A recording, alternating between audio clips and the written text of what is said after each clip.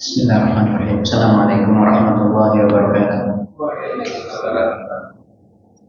Alhamdulillahi wahdah, wassalatu wassalamu ala man la nabiyya ba'dah, nabiyina Muhammad wa ala alihi wa sahbihi ajma'in. Kaum muslim rahimahullah, agama Islam adalah agama penuh dengan kebaikan, agama yang datang membawa kebaikan, dan tentu agama Islam menghendaki pemeluknya untuk menjadi orang-orang yang baik. Dan hal ini harus menjadi cita-cita bagi setiap individu, bahwasanya kita semuanya ingin menjadi orang yang baik. Bahkan bukan hanya menjadi orang yang baik, tapi menjadi orang yang terbaik.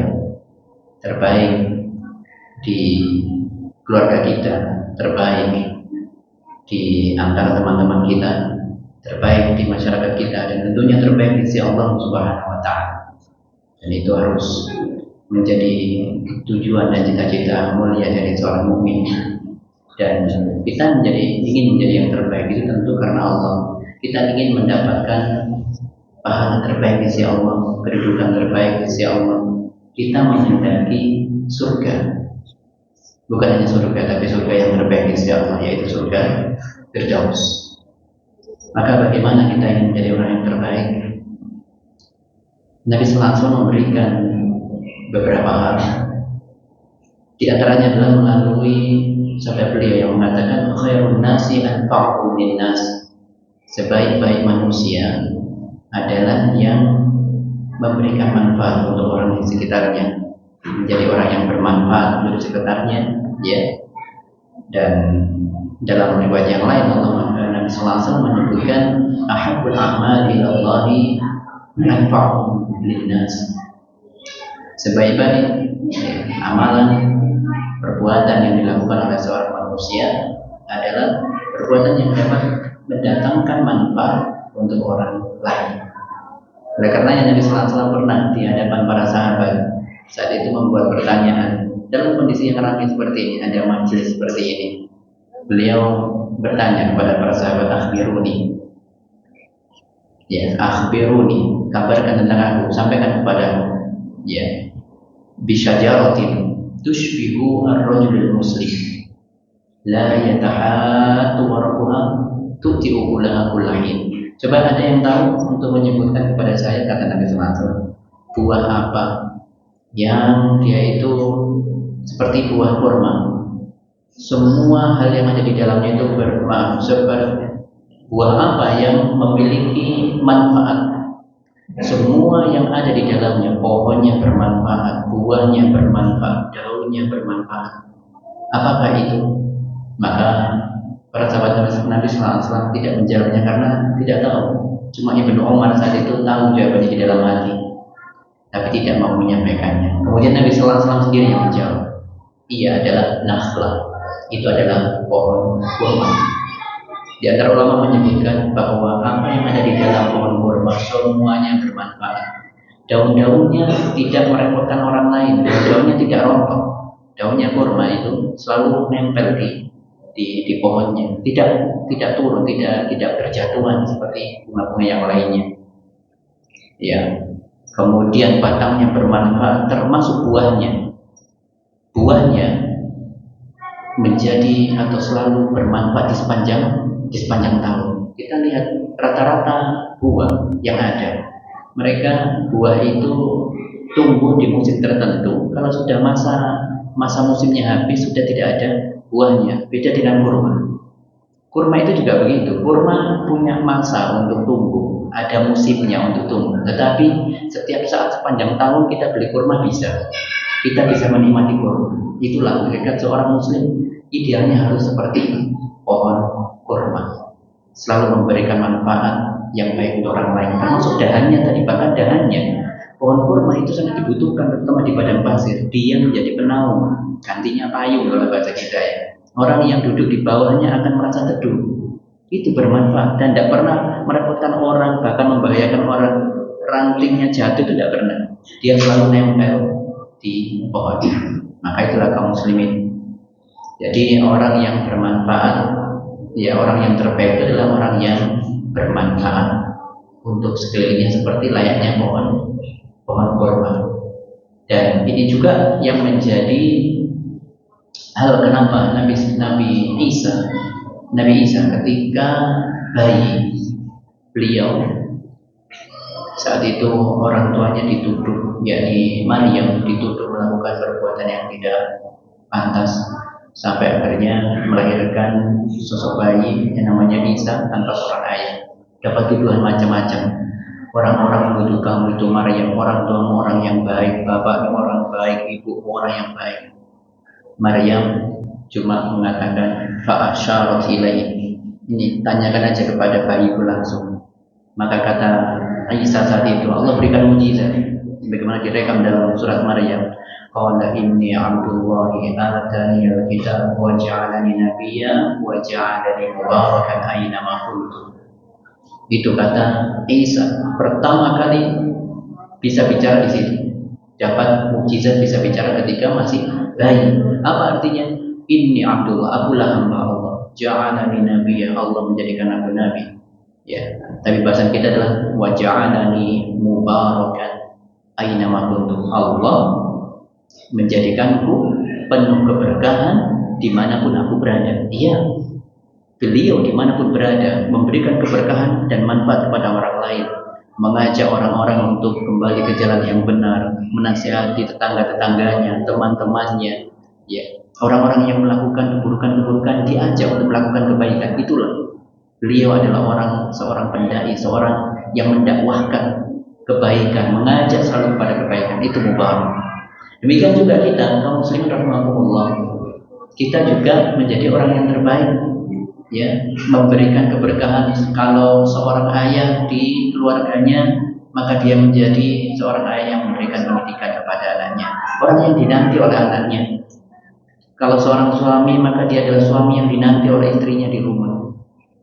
Kalau dia bertetangga, maka dia adalah tetangga yang diidamkan, tetangga yang disenangi oleh orang-orang di sekitarnya. Jadi keberkahan itu datang ketika seseorang bisa memberikan manfaat kebaikan kepada orang lain. Aisyah pernah berkata, Nabi sallallahu alaihi wasallam pernah mengucapkan, khairukum li ahli wa khairukum li ahli ana.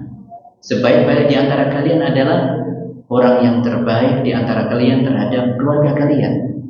Dan sedangkan aku adalah orang yang terbaik di keluargaku. Maka seorang suami harus menjadi orang yang pertama kali mendengarkan keluh kesah istrinya, bukan orang yang sering membentak-bentak istrinya.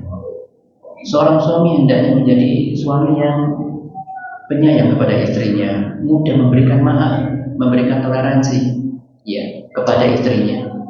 Yang namanya dalam kehidupan, ya, tidak mungkin tidak ada salah dari istri. Dan seorang suami harus menjadi orang yang pertama kali memaafkan istrinya, ya, memberikan nafkah lahir dan batin kepada istrinya, mendidik istrinya.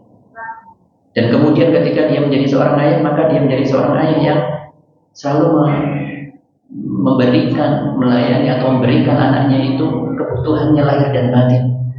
Bukan hanya diberikan kebutuhan makanannya saja, materi saja, bukan. Tetapi seorang ayah yang memberikan kesejukan bagi anak-anaknya, memberikan pendidikan, pengajaran kepada anak-anaknya. Itulah yang dinanti. Kemudian, kaum muslimin rahimahullah, selain itu, di antara menjadi orang terbaik adalah terbaik untuk teman-temannya. Kata Nabi sallallahu alaihi wasallam, khairul ashab 'indallahi ta'ala khairuhum li sahibihi.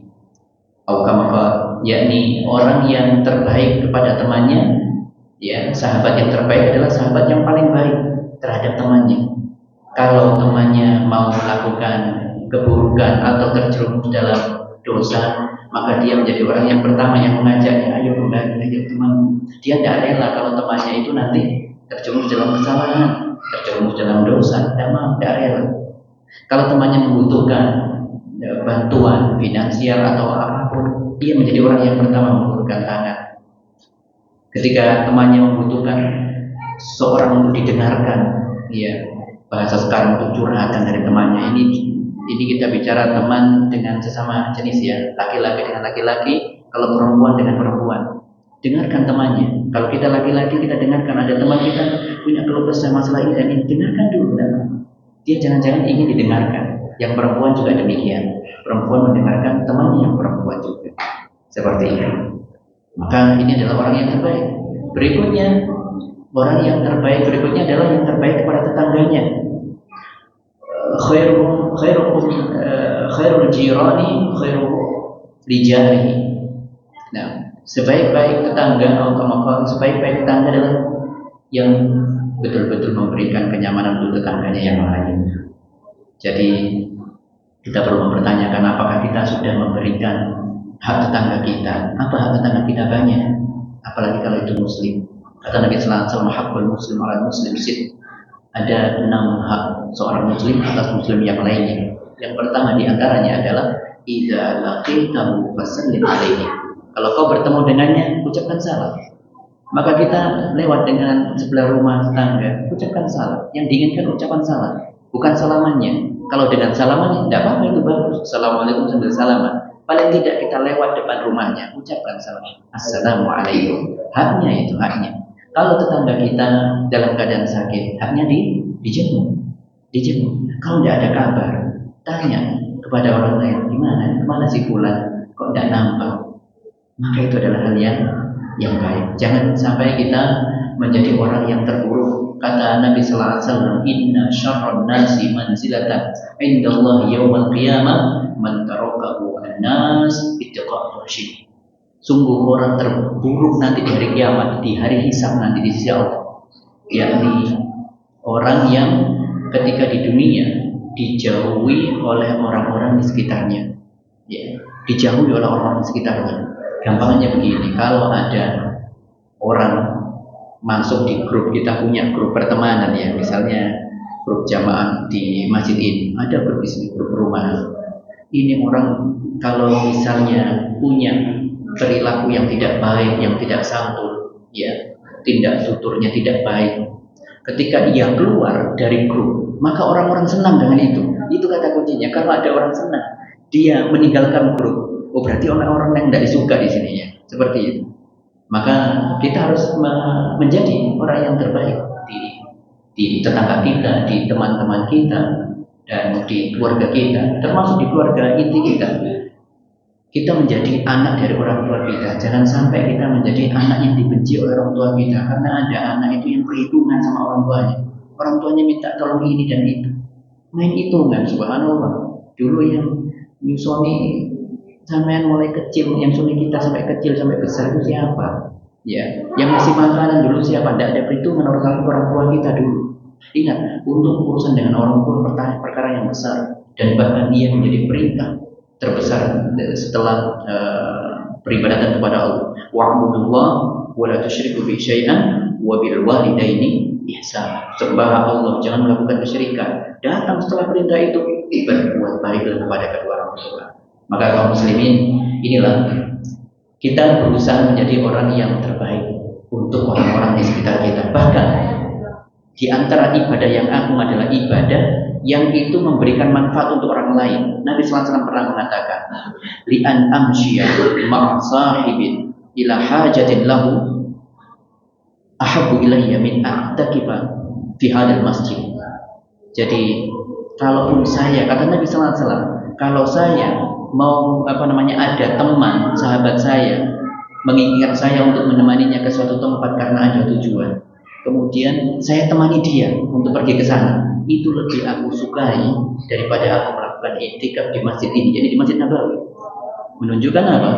Untuk ini kita bicara tentang perkara yang sunnah. Kalau kewajiban kepada Allah tentu kita dahulukan, tapi ini untuk urusan yang sunnah ya. Daripada saya memperbanyak sholat sunnah di masjid, baca Quran di masjid, ya, maka hal yang lebih baik adalah ketika saya memberikan manfaat untuk orang lain. Sampai itu kalau mengantarkan teman saya ke suatu tempat yang itu ada tujuan-tujuan baik, maka itu adalah hal yang mulia. Maka kaum muslim rahimahullah, kita tidak bisa melangkah menjadi ini semuanya yang disampaikan oleh Nabi tadi itu, kecuali kalau kita mengawalnya dengan berdoa kepada Allah. Kita memohon kepada Allah agar diberikan rezeki dan nikmat untuk bisa menjadi orang yang terbaik untuk kita, untuk orang-orang di sekitar kita, dan menjadi orang terbaik di sisi Allah Subhanahu wa ta'ala. Semoga Allah berikan kemudahan kita untuk mendapatkan ini semuanya. Semoga Allah jadikan kita hamba-hambanya yang berhak menempati surga terbaiknya, yaitu surga Firdaus. Amin ya rabbal alamin. Kita tutup dengan kafaratul majlis. Subhanakallahumma wa bihamdika asyhadu an la ilaha illa anta astaghfiruka wa atubu ilaik. Assalamualaikum warahmatullahi wabarakatuh.